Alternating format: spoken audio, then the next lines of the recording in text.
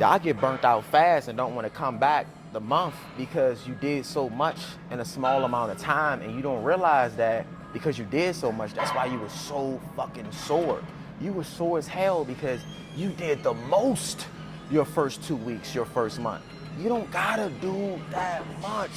Do me a favor and make sure you read the motherfucking machines if you don't know how to use these exercises. You don't always have to rely on somebody. There's a lot of information already in front of you. All you got to do is read. You feel me?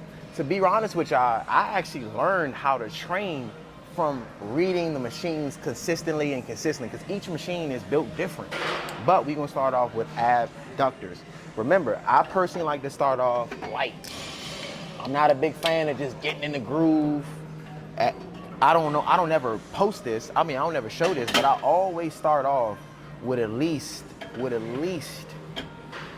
5 to 10 minutes of cardio. It's a big thing for me because you want to make sure you warm up the body's temperature before you get started. I'm only starting off with 30. Remember, I'm all about progressive overload. So me personally, majority of the time, I am not doing the same weight. I am always increasing the weight because as the body warms up, it's a lot easier to lift a little bit more. One thing I ain't gonna lie to you, I'm already feeling it and I'm not even really doing too much. And that's one thing too, when it comes down to being able to connect with the muscles that you're trying to train. Do understand at the end of the day, the lighter it is and you can connect with it, the easier it is you're gonna be able to connect when it's time to move up with the weight. Because at the end of the day, I'm gonna be real with y'all. When you start lifting that heavy ass weight, it's a lot harder to contract the muscle groups. So that's one thing you need to be careful of. And that's why I always tell y'all, I'm a bigger fan of intermediate to advanced lifting heavy. I don't think beginners should lift heavy. I think beginners max should lift moderate, because you need to understand, for one, how your body's going to respond after what you did.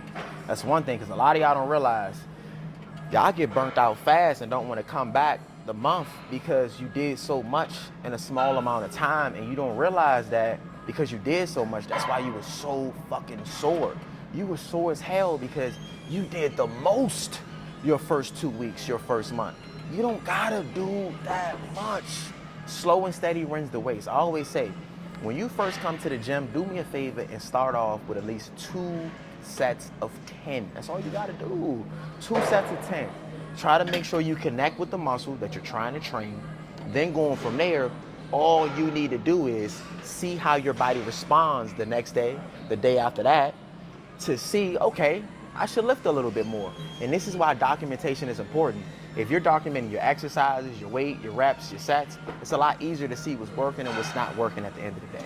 You feel me?